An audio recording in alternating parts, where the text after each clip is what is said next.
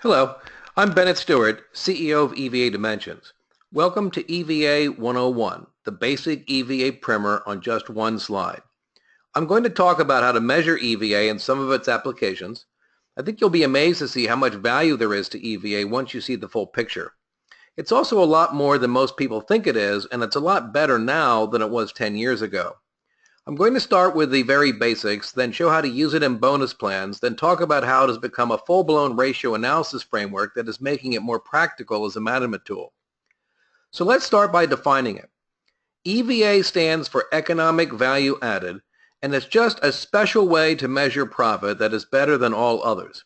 It's economic profit, the profit measured according to economic principles and for the purpose of managing a business and maximizing value and not for following accounting rules. It's just a simple three-line calculation that anyone can understand. It begins with sales as a measure of customer satisfaction, repeat business, and growth, minus all operating costs, whether for materials, services, or people, and minus one more cost, the capital costs. A capital charge one computes by multiplying a weighted average cost of capital interest rate factor times the amount of money tied up in the firm's net business assets. So let's take a look at an example. Suppose sales are $1,200 and operating costs are $1,050. The difference is operating profits of $150. Most companies stop there or about there with operating profits or EBITDA, but there's one more big cost to consider. It's the cost of making sure that we can provide the lenders and shareholders who have put money into our business with a minimal acceptable return on their investment. Let's suppose the firm's weighted average cost of capital is 10%. That rate combines a lower return for the lenders because they're paid first with a higher return for the shareholders because they take more risk, blending to 10% overall, let's say. Let's also assume that the company currently has $1,000 tied up in its business assets. That's the sum of money put into its working capital, such as inventories, its plant and equipment, admin and IT assets, and other business assets, including goodwill premiums for acquisitions. And where did that money come from? From the lenders and from the firm's shareholders, from the sources of the capital. So when we multiply the 10% cost of capital times the $1,000 in net business assets, what we are really computing is how much profit the company must earn in order to pay interest on its debts after taxes and leave enough additional profit to give its shareholders a minimal acceptable return on their investment in the business. This means that if EVA is zero, that's really not bad.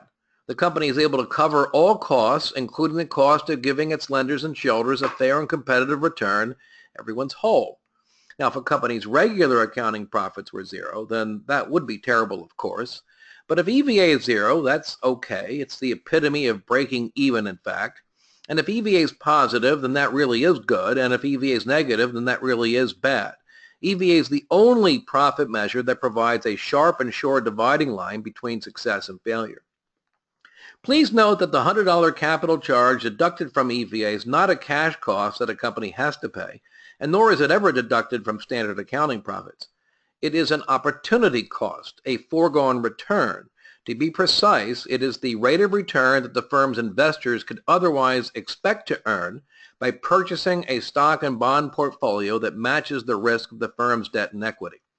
We estimate the cost of capital for most companies runs at a 2 to 10% risk premium on top of the prevailing rate of interest on government bonds.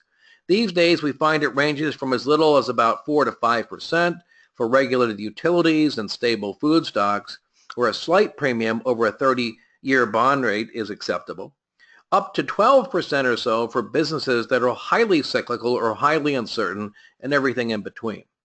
Until a firm covers that cost, it really is losing money. Never mind that the firm's accountants may record a profit. Until it generates a positive EVA profit, it is really taking more valuable resources from the economy than it is putting back into it.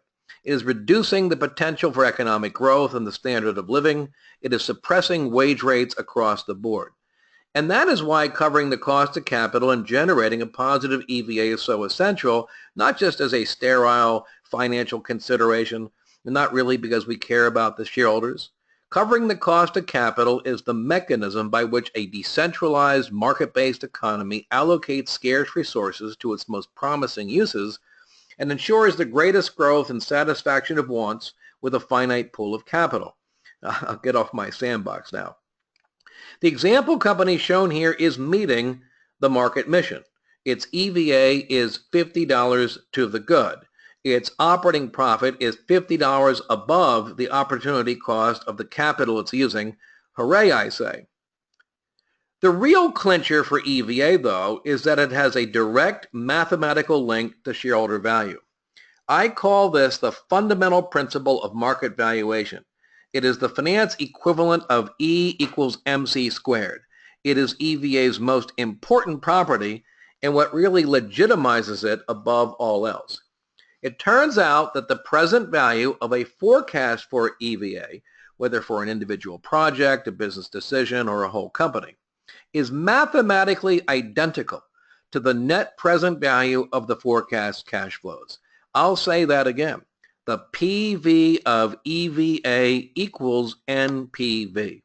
To increase EVA is to increase owner wealth and drive total shareholder return by definition. The reason is quite simple. EVA sets aside the profit that must be earned in each period to recover the value of the capital that has been or will be invested. And so if the forecast EVA profit is zero, then NPV is zero too. Why would investors pay a premium over book capital if a company is only able to produce a commodity rate of return?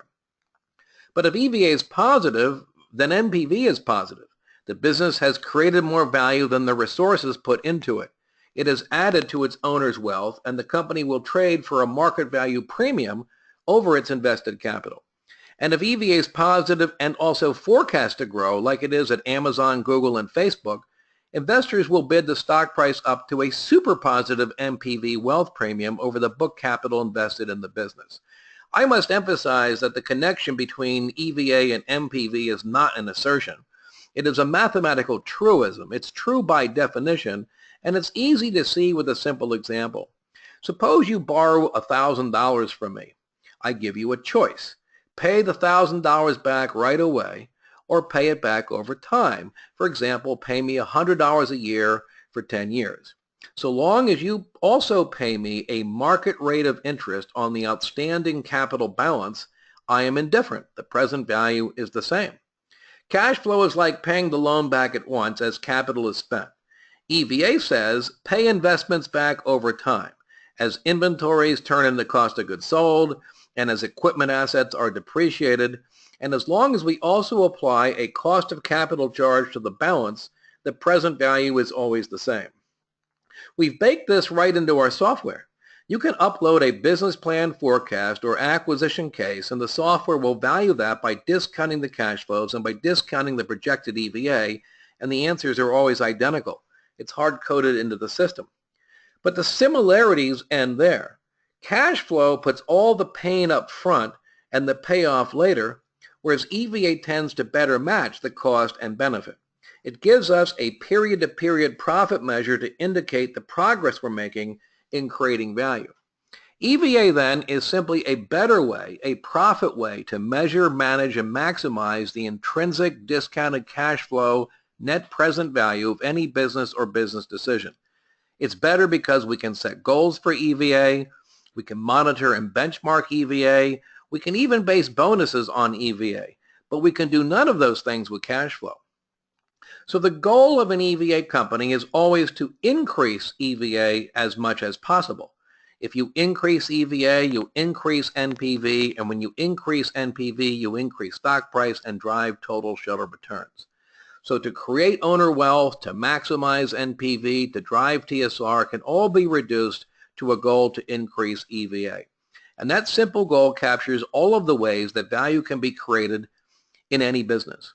Granted, there are countless specific things that people can do to increase EVA and add value depending on the company and its circumstances. But the many ways can be distilled into three convenient categories that are readily recognized by EVA. So let's talk now about the three key EVA drivers. The first is to improve the efficiency of current operations. It is to control costs, eliminate waste, even raise prices in order to raise profit without raising any capital.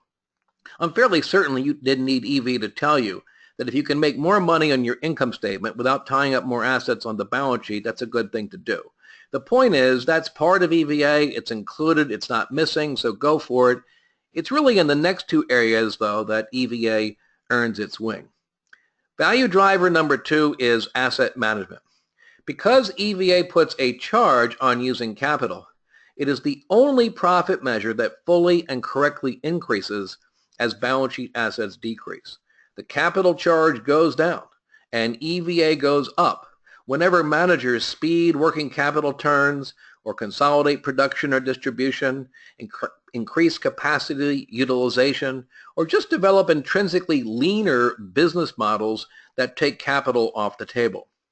The subtler insight is that EVA can increase even as a company's operating profit and profit margin decrease, so long as the capital charge goes down even more. EVA reconciles the tension and trade-offs between earnings and assets in a clear and actionable way. Here's an example.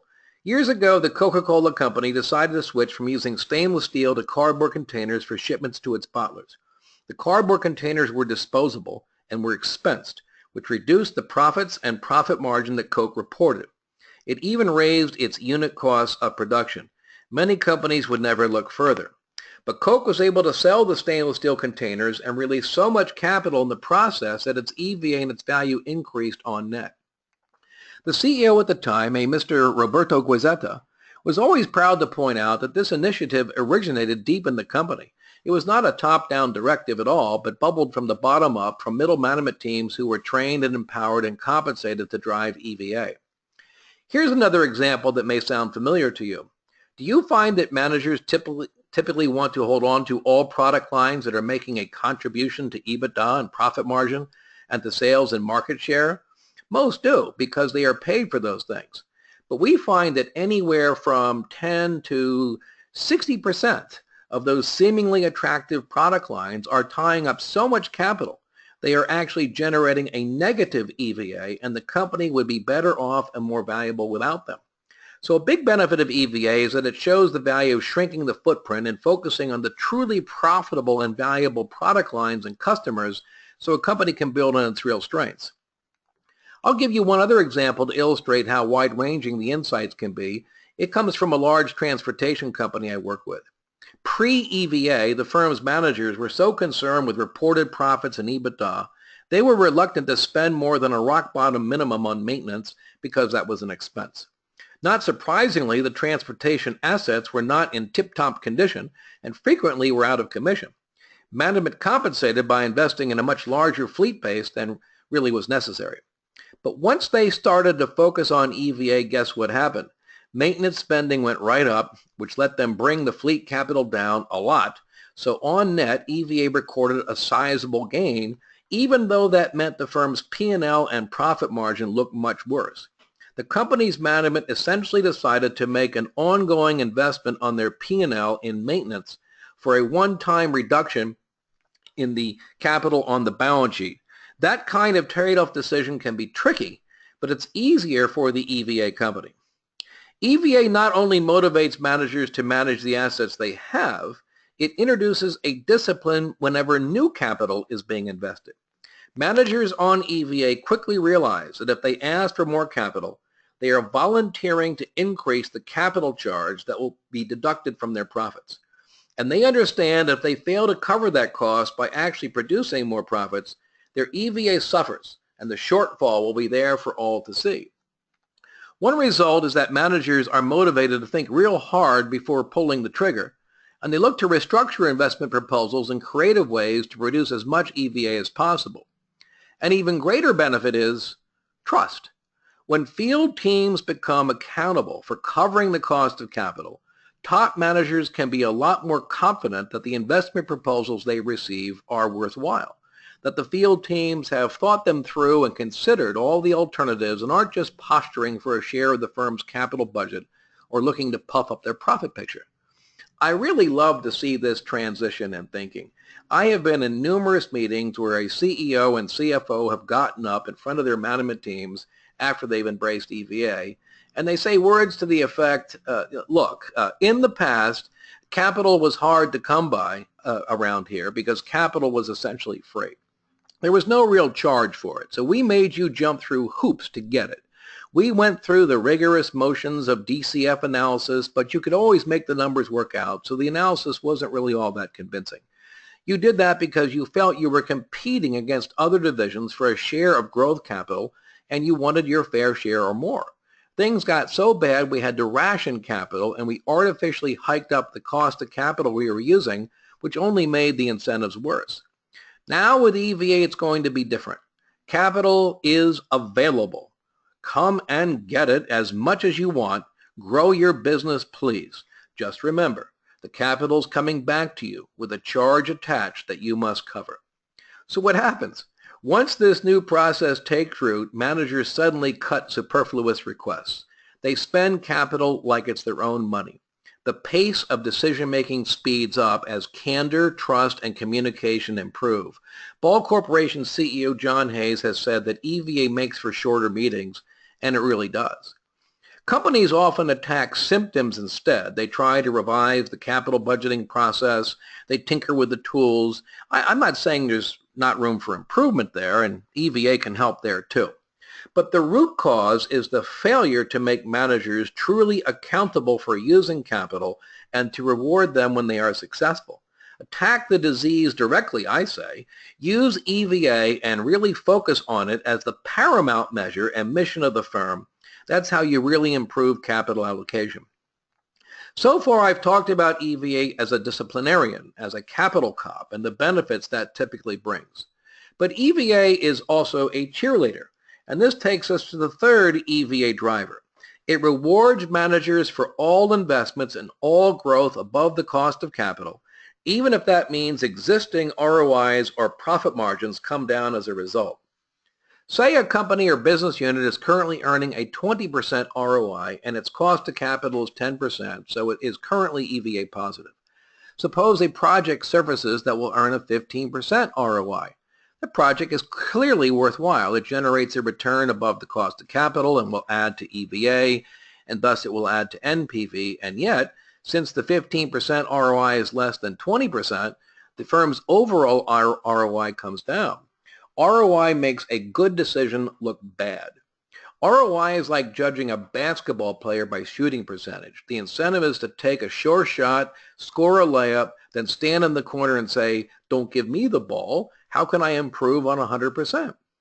But the right thing to do, and what EVA says is, keep taking shots at the basket so long as your shot with the capital has a better chance of scoring than handing the ball off to the marginal player in the business game. It says to keep investing and keep growing as long as the incremental investment and the incremental growth are EVA positive. It always gets the incentive right at the margin. Put another way, EVA is value additive. Add something good enough to something great, and EVA is greater still. It stacks up. ROI doesn't do that. It does not add up. ROI effectively judges the value of new decisions against the standard of old ones or existing ones. It's a legacy metric where EVA is always forward-looking and incremental.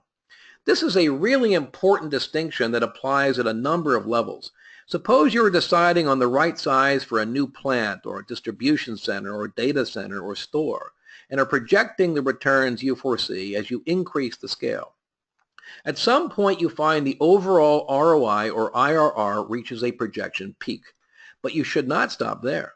You should continue to scale up so long as the incremental returns you forecast on the incremental investments continue to exceed the cost of capital. Each of those incremental projects are NPV positive in their own right and should be pursued. That's what will maximize EVA, and that is what maximizes NPV, even though pushing the investment scale that far necessarily reduces ROI and IRR below their potential peak values. The same thinking applies to any decision of scale, of how big, how far, how fast, and these decisions are pervasive. It would apply to budgeting a marketing campaign or making a decision about whether to expand the product portfolio. Take Amazon's decision in recent years to invest in cloud computing services, for instance. That required significant investment in servers and systems that hurt the company's cash flow over many years. It also has clearly produced a lower return than what was coming from Amazon's original internet fulfillment business, and Amazon's ROI has been cut in half from about 35% to 17% as it came on stream. But that ROI dilution does not matter. What matters is whether a project is sound and worthwhile taken on its own, and not how it overlays on other metrics. Is it a good shot at the basket and better than handing the capital back to the market and into the hands of the marginal player in the capital gain? Will the project cover the cost of capital? Well, this one did, and we know that because Amazon's EVA climbed consistently over the past decade, and as these investments came online. Amazon's stock price also increased right in line with its EVA and year after year.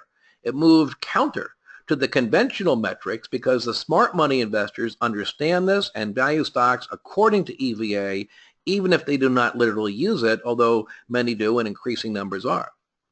Imagine what would have happened if Amazon had been preoccupied with maintaining ROI. Bezos and company might have decided to bypass a truly valuable opportunity. Fortunately, they looked through the ROI distortions and made the right choice. But will all companies do that? Many are so preoccupied with maintaining or improving margins or ROI, they often bypass truly valuable growth.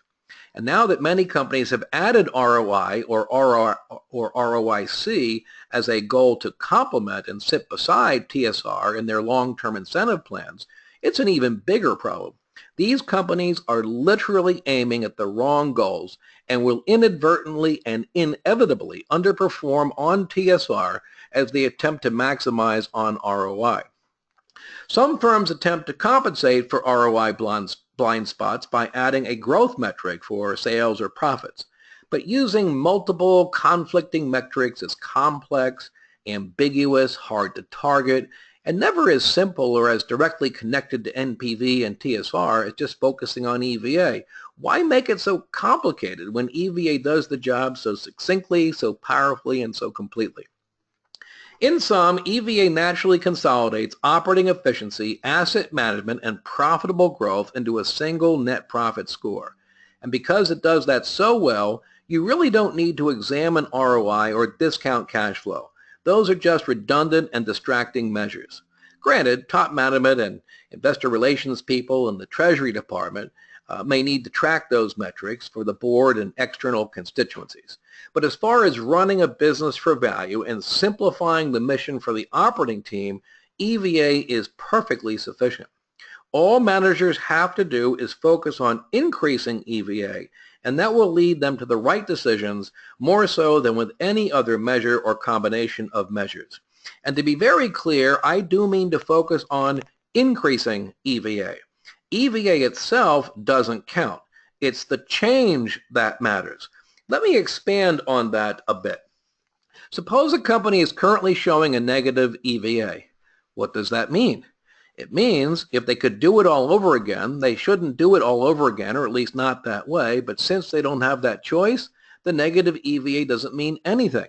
In other words, taking an EVA that's now negative and making it less negative is just as valid a way to improve performance, create value, and qualify for a bonus, I might add, as to make a positive EVA even more positive. EVA doesn't count because sunk costs are irrelevant. It's only the change that matters. What this means is that a management team that is charged with running a tough turnaround business can be recognized and rewarded as they turn it around. They don't have to wait until EVA turns positive. They can show progress all along the way. And managers running the best businesses can't claim they've hit triples when they were born on third base. They inherited their EVA. To win, they have to produce even more EVA. They are challenged to keep scaling, innovating, and growing in order to put even more points on their EVA scorecards. The change focus leads to another benefit. Many companies attempt to create balance sheets for internal divisions to measure their ROIs and find that that is a complicated and politically contentious endeavor. But if the goal is to create a system where managers can make better decisions, if it's about creating new EVA with new investments and new decisions, if it's about looking forward, not backward, then the allocation of the existing assets is no longer important at all. Sure, you can create a balance sheet, asset-based, to have a starting point and to get a rough feel for the EVA and ROI each business is earning, but that is all that is or needs to be. When the goal is to increase EVA, all that really is needed is a way to allocate new capital spending to the divisions or to credit capital withdrawals from them and not to go back and rewrite history. This is simply a huge advantage to EVA over ROI. The legacy capital base is critical to ROI. It can't even be measured without it, but it is not at all important to driving the change in EVA. EVA, incidentally, can also be used in a special kind of bonus plan that reinforces the change focus, the progress dimension I'm talking about, and that motivates managers to think and act like owners by paying them like owners with a share of the added value. A simple example of the right way is where the bonus equals a base bonus, a certain percent of base pay to bring their total pay package up to a competitive market standard, plus, although this could be a minus, plus, let's say, a set percent of the current and the cumulative change in EVA over time. It's not tied to budget, and it's not tied to plan goals. That only encourages managers to think small and negotiate easy targets. It corrupts planning and is a surefire formula for sub-optimization. The EVA plan is the opposite. It motivates managers to work as a team to deliver the most long-run value they can, because they're not paid for beating plan goals. They are paid a share of the value they add over the plan. Negotiations go out, and strategic thinking comes in big time.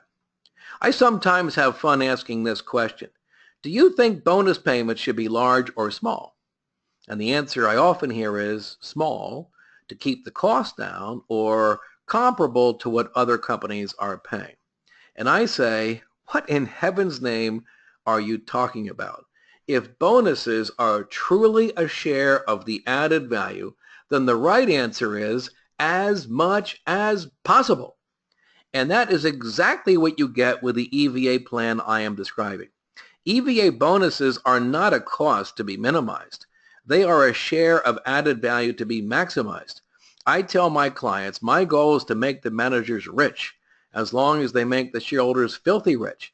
I call it win-win-win. Everybody wins. More is more all around. People ask me, do you think budgets and business plans are unimportant? Is that why you want to break the link between bonus and budget? And I say no, the opposite. I think budgets and plans can be so useful as management tools, they should not be corrupted by paying for them.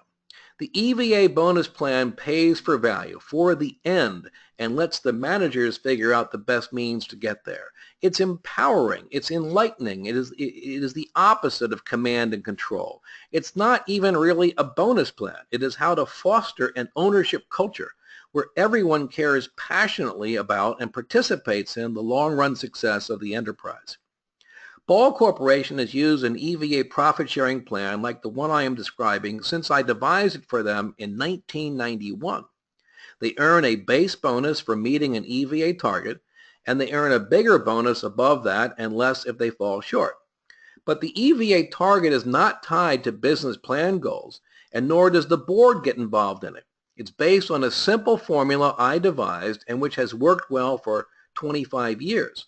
It's published in their proxy. You can look it up, but I'll save you the trouble.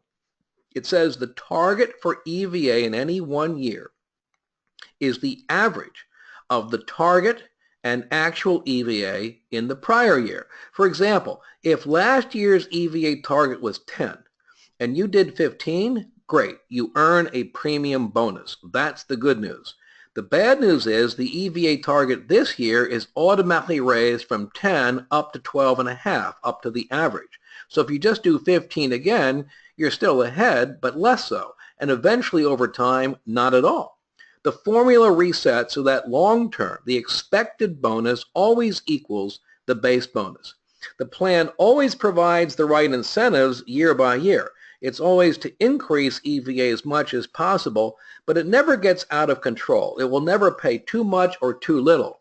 It is a built-in stabilizer. Boards need to have no fear of it. In fact, there's a lot to love about it. This has actually worked quite well for Ball. Bonuses right down to the shop floor have averaged well over base awards as Ball's EVA climbed significantly over the past quarter century. And no surprise there. What gets measured gets managed, and you do tend to get what you pay for. Needless to say, the Ball people love it, and their shareholders are delighted with it too. The company has generated a simply outstanding return for them in the mature and highly competitive business of manufacturing cans. Before leaving this topic, I want to emphasize that companies use many variations. Some base it on company-wide EVA, others include a component of EVA by line of business, some base a large portion on the strict EVA plan and another part on achieving specific objectives, even plan goals. That actually can work quite well so long as the long-run EVA performance part of the incentive is compelling. Don't think this can't work for you based on what you're hearing today, because there are many tricks to make it work well in practice. I'll also say we have many clients who stick with more conventional bonus plans, at least for a while, and they still find that the EVA analysis contained in our software tools is quite valuable in its own right, and they license those from us. For all the pluses I've described, EVA has traditionally been handicapped in a big way. Namely, it was not a ratio. It was not a statistic, and there were no data points to support it. Managers sometimes found it hard to connect EVA to familiar levers like gross margins, working capital turns, or sales growth rates. Without ratios behind it, EVA could seem to be a black box and hard to understand. Well, that's no longer the case. We've transformed EVA from a money measure into a set of headline ratio statistics and a companion ratio analysis framework. And we've put it all into a set of software tools supported by a global data file of EVA statistics with a 20-year history of 20,000 global companies we update daily. These advances are making EVA even more appealing and even more effective as a management tool, and they are so profound I've given it a new name. I call it Best Practice EVA. Now I confess, the key insight we had was embarrassingly simple. Are you ready? It says, think of EVA as sales times the ratio of EVA to sales, times an EVA profit margin, if you will, which is the firm's true economic profit margin, net of all operating costs and all capital costs. The EVA margin measures total business model productivity and profitability, spanning the P&L and balance sheet. The EVA formula here shows that there are really just two big drivers of value. I know I said three before, but they are covered by these two. One is to increase the EVA profit margin, to put more productivity into the business model. And the second is to drive more sales growth at a positive EVA margin.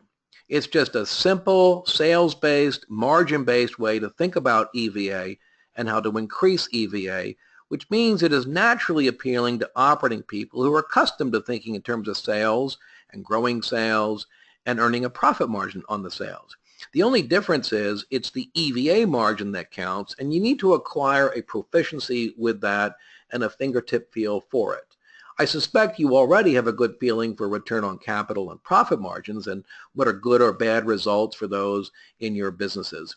They're in your comfort zone. Well, it only takes a little work to get that comfortable with EVA margin, so let me get you started.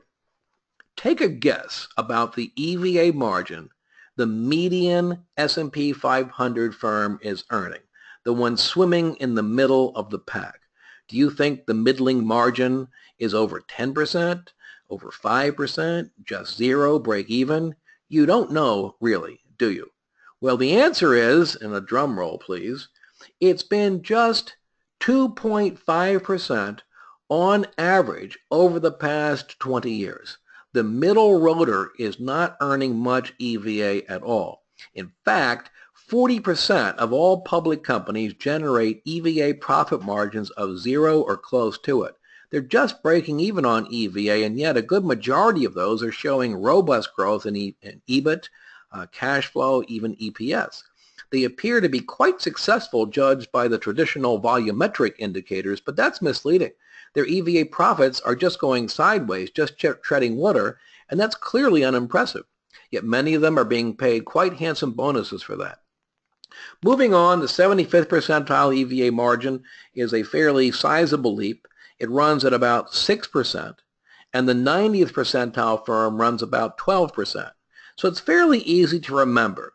2.5%, 6%, and 12% define the median, upper quartile, and upper decile breakpoints, none of which are especially high even in the upper reaches. That's because this is an EVA margin we're talking about. It is after tax and after deducting a full cost of capital charge. It's fully loaded for all costs, and it shows just how competitive the business game really is at the true bottom line. As a ratio metric, it puts more pressure on managers to manage every cost and capital element they can to keep their EVA above water. EVA margins are also much more universally applicable and comparable than you might think. They tend to make close cousins of even distant relatives, so they can give you relevant benchmarks for judging performance and setting targets, even with companies you don't consider to be especially close peers. Let's take an example. Intel versus Walmart. Intel has a simply massive operating margin, but it ties up so much risky capital on its balance sheet that its net EVA profit margin is not only much lower, it is also much more intrinsically comparable to even Walmart stores, which has a paper-thin operating margin but employs such wafer-thin capital that the two companies can be directly compared in terms of EVA margins in a way that you could never do by putting their conventional operating margins side by side. I hope by now you have a better feeling for the EVA margin. Sadly, it is not the final word. A much more important measure is called EVA momentum. It's a way to measure the growth rate in EVA, and it is the single most important ratio in all business, finance, economics, or investing, if I may be permitted to hyperventilate a bit. EVA momentum is defined as the change in EVA over some period, such as a year, 5 years, a quarter, or even over a forward plan forecast. It's the change divided by lagging sales over the sales in the prior period, the base period, which is fixed. So the bigger the change in EVA, the bigger the momentum is going to be. Here's an example. Suppose a company's EVA increased from 10 to 12, from 2014 to 2015, or from -7 to -5. It wouldn't matter. It's the change that counts. And suppose that its 2014 sales, the prior year, the base year, were $100. Then its EVA momentum is 2%, the $2 change on the $100 prior sales base. As you see, it's an EVA growth rate, but scaled to the sales size of the business. The big deal is, it is the one ratio statistic that managers in any business should aim to maximize, because the bigger it is, the bigger EVA is, and the greater the value is going to be. In fact, it is perfectly correlated to business plan value.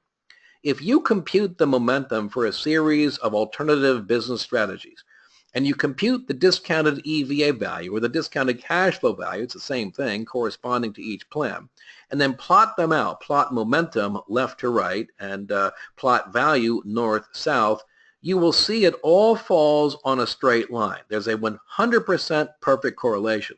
The more momentum a business plan generates, the more value it creates, period. Which is why Dow Chemical uses EVA momentum as the goal of its planning process. Top managers like COO Jim Fitterling have made it clear that plans will get funded in proportion to the EVA momentum they will generate, and that makes a lot of sense. Like margin, EVA momentum is a statistic with norms and tendencies that you should become acquainted with. Ask yourself, what do you think the EVA momentum has been for the median firm in the S&P 500? Remember, this is the change in EVA scaled to sales. The envelope, please. Ladies and gentlemen, according to the experts at EVA Dimensions, the median S&P 500 company generated an EVA momentum growth rate of, and I'm pausing for effect, just 0.4% a year on average over the past 20 years. 0.4%, that's it. For every $1 billion in sales, EVA tends to increase by just $4 million the next year. It's positive, but not by much for the middle firm. The evidence shows the middle firm just ekes out a slight rise in its EVA profit over time because markets are in fact very EVA competitive. Now, sales and growth rates are, of course, much higher than that, but those statistics are essentially meaningless. They are easily manufactured and inflated by capital investments that just earn the cost of capital or even quite a bit less than that. As Warren Buffett once put it, any idiot can increase earnings. You just put more money in a savings account and you get more earnings. True, which is why momentum is the measure that matters. Moving on, the 75th percentile company shows a fair leap. Its momentum averages about 1.5% a year over moving 5-year windows. Multiply that times 5 and it's 7.5% over 5 years, which says that for every billion in revenues a company has today, its EVA would have to increase by $75 million over the next 5 years to be in line with a 75th percentile quality forward business plan. The 90th percentile firm runs at about 3 to 4% a year over moving 5-year windows, but that typically cools down quite a bit over the next 5 years as competition, substitution, maturation, fading fads, and bureaucratic creep come into play. Generally speaking, all companies are magnetically pulled toward the median momentum, toward 0.4%, which is something you need to take into account when you're judging business plan projections or pricing acquisitions. So, we now have rock-solid statistics about the rate of growth of EVA, which can be helpful in setting targets and in benchmarking performance. Implant these in your cranium, please. 0.4%, 1.5%, and 3 to 4% for middle road, upper quartile, upper decile. We can also use stock prices to tell us about the EVA growth rates that investors are forecasting. We can look at the difference between a company's market value and its book capital, a premium we call MVA for market value added, and we know that that is equal to the present value of the EVA profit the market is forecasting the company will earn. If that premium is 0, we know the market is forecasting no EVA, and if it is positive, the market is forecasting EVA, but is that more or less than the EVA the company is currently earning? With a little math, we can solve backwards for the EVA growth rate that is implicitly baked into the firm's share value. We call that the market implied EVA momentum, or you might think of it as the buy-side consensus for EVA growth. That is a lot more useful and reliable statistic than the better-known consensus for earnings per share, which really is no good at all. It's just an opinion survey of sell-side analysts for an earnings measure that doesn't discount the value. Market implied momentum, or MIM, MIM as we call it, is better because it directly discounts to the value that the buy-side investors are actually paying for the stock. It's a true consensus. And it is expressed in terms of the expected growth in the EVA profits that directly discount to the value. Our clients find it is an extremely helpful statistic, for example, to set minimum EVA growth goals that they want to exceed in their strategic planning process. The real clincher for EVA momentum, and what is getting a lot of attention from CFOs these days, is that it heads up a comprehensive ratio analysis framework we've developed. I think this represents the very best way to size up and benchmark performance, to spot trends, to improve business plan value, even to explain EVA and the ingredients of value to operating people, and increasing numbers of company executives are agreeing with this. The first step down the momentum ladder, and there are a number of cascading steps in this, is to divide momentum into two big ratio drivers that will be familiar given our prior conversation. The one where I talked about expressing EVA sales times the EVA margin. This really is just an extension of that. The first big driver is productivity gains, which comes from the change, let us hope it is the increase, in the EVA profit margin. Even if sales are flat, if the EVA margin improves, there's more EVA dropping to the bottom line from top-line sales, and thus more EVA momentum compared to the prior period. Note, though, it takes an increase in the EVA margin to drive momentum this way. Just maintaining the margin, even if it's quite positive, does nothing to deliver more EVA. It is productivity gains that count. In the example on the slide, you see the firm's EVA margin increased from 3% to 4% over the period, which contributed 1% to its momentum. Those gains could come from any number of sources, but for convenience, I say productivity gains come from the 3 Ps, from price, product, and process. They come from earning and exerting price premiums, really giving customers what they want and will pay for, from fielding an all-star, EVA-attuned product and service lineup and benching the losers, and that's a management task, and from process excellence, from trimming the total sum of operating costs and capital costs that span the income statement and the balance sheet. A good example of this could be switching computer operations to the cloud, to Azure, say, the Microsoft cloud solution. That takes IT assets off the company's books and effectively puts them onto Microsoft's books. Microsoft, of course, will have to factor the cost of that capital into its prices. The company thus ends up paying for its IT assets through a P&L charge instead of on its balance sheet. Its reported profit and operating margins go down, but if Microsoft is a low-cost provider due to scale, the company's EVA can easily increase on net. The point is, you can't even begin to think about the value of sourcing decisions if you look at conventional margins. You really need the EVA margin for that. You need the EVA margin to think through how to optimize the supply chain for maximum value.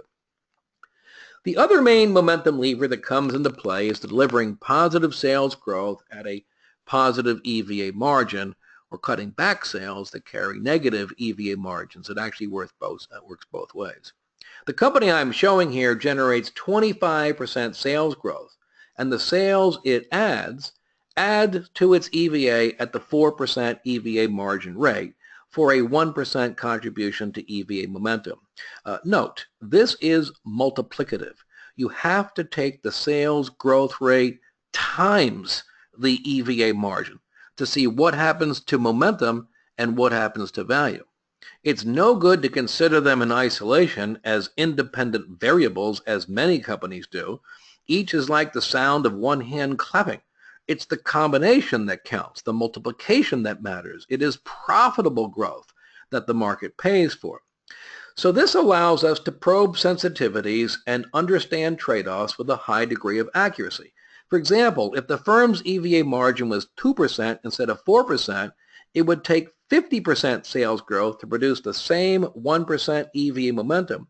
And if the firm's EVA margin was 0, you could never get there. You could never get to 1% momentum, no matter how fast sales or EBIT or EPS are growing. So we use a 2% EVA margin as a kind of magical dividing line. We say, until the margin gets to at least 2%, you are not really in the value game. Sales growth is not really a value driver. Businesses that are not up to the 2% threshold need to focus on improving the margin, on repairing their business models, and rejuvenating their value propositions. Businesses that are over 2% can derive value from scaling the business. They may even find it pays to forfeit part of their margin for added growth, as Amazon did, for example, depending on how the momentum math works out. So although momentum is the metric that ultimately matters, that's intimately bound up with the EVA margin. Every business manager really needs to know their EVA margin and how to drive it, what stage is it in the business cycle, and take it into account when they set strategic priorities. But finally, at last, putting it together, we see this firm's overall EVA momentum is 2%, half coming from the sum of improvements in business model productivity, from increasing the torque and spark of the business model, if you will, and the other half from fueling a greater velocity of profitable growth through the business engine.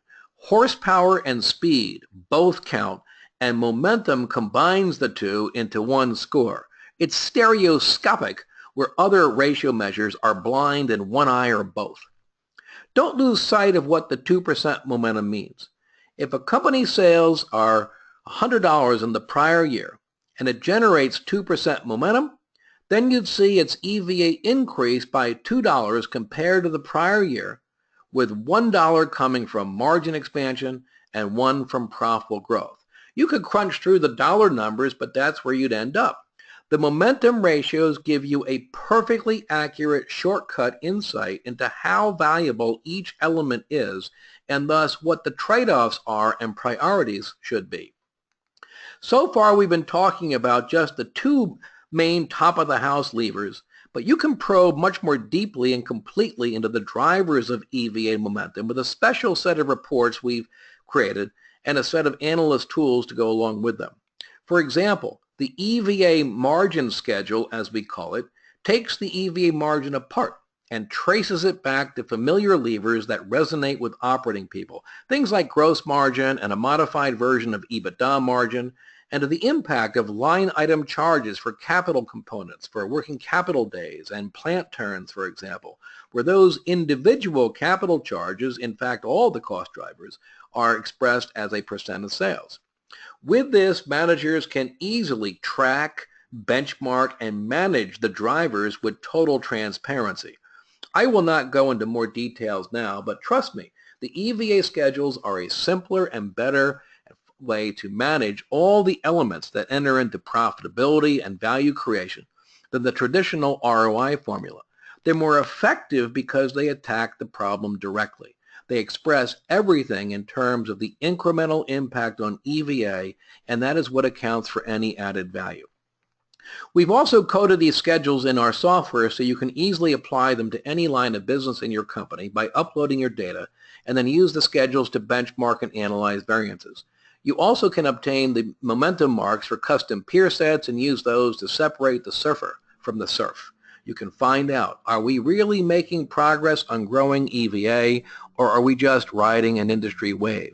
You can rank the ways you are advancing or falling behind your competitors in specific EVA drivers. You may see, for example, that rapid inventory turns are a distinct strength, or that plant utilization is a glaring weakness and getting worse. We're finding the most valuable application of the EVA software tools, though, is helping line teams to improve the value of their business plans during the company's planning process. The managers are able to test alternative strategies on the fly and devise pathways to maximize EVA and momentum. The plans are already vetted and value-based before they come to corporate, which cuts down on the iterations and enhances the sense of ownership that the managers take in their plans. And when that's done, you can compile all the plans and ask, will we generate enough EVA to meet MIM, the momentum the market has factored into our stock price or the stock prices of key peers? Even better, you can see how your plan stacks up against the EVA that stock market analysts are forecasting for your company and its peer set, which is something our software automates. It is tied to consensus estimates and converts them into a consensus forecast for EVA and the underlying drivers for about 8,000 public tickers with a sufficient analyst following. It's a pretty nifty capability. For closing comments, I'd like to consider the big picture. What happens when you bring this all together and hold your managers accountable for driving EVA momentum? What happens if you instruct them how to use it, equip them with reports and tools to manage it, and ideally pay them for it? What happens if you truly make momentum the key summary score of the business game at your company? Well, really two things. First, it's simple. One measure, one mission, one set of applications covers all the bases. You're not using cash flow for this and ROI for that and margins over here and EPS over there and tying bonuses to budget targets. There's just a simple focus on using EVA and increasing it and using the EVA momentum model for everything. The hard thing in this is not actually adopting EVA. It is convincing people to let go of all the suboptimal measures and methods they've grown accustomed to using over the years. At first, they can't believe it can be so simple as just focusing on EVA, but it really can be. The second is freedom. By saying EVA momentum really is the goal, the important corollary is that you are freeing your managers to figure out which specific strategies and which combination of productivity gains and profitable growth will ultimately deliver the most shareholder value depending on the opportunities available in their particular line of business. You are not shackling them into preconceived notions or limiting their latitude with goals and constraints around a set of micrometrics. You are not saying, I want you to generate this return or this margin or this growth or what have you. You can track those metrics, sure. Even set aspirational goals for them if you want. Put them onto the EVA Momentum Scorecard too. But ultimately, you're saying those mini metrics can flex for the greater good of EVA. You are then giving your team the freedom and the responsibility to think, to innovate, and to navigate the path of least resistance to creating more value by creating more EVA. You are able to treat all team players as charged up owner entrepreneurs and delegate the autonomy to get the job done. I call it freedom within a framework, and it's what made America great. We are free to live our lives and pursue our dreams in a framework set down by our founding fathers, and that's made all the difference in the world. This is what Andrew Liveris, the CEO of the Dow Chemical Company, meant when he said, and I quote, EVA momentum is a game changer. True, it can completely change and improve the atmosphere within which decisions are made, capital is allocated, strategies are set, and incentives are paid for the better. And that can add a lot of value. Thank you for listening. I hope you found this to be helpful. Any comments or questions, please address them to Bennett Stewart at gbstewart@evadimensions.com. This is Bennett Stewart, CEO of EVA Dimensions, signing off.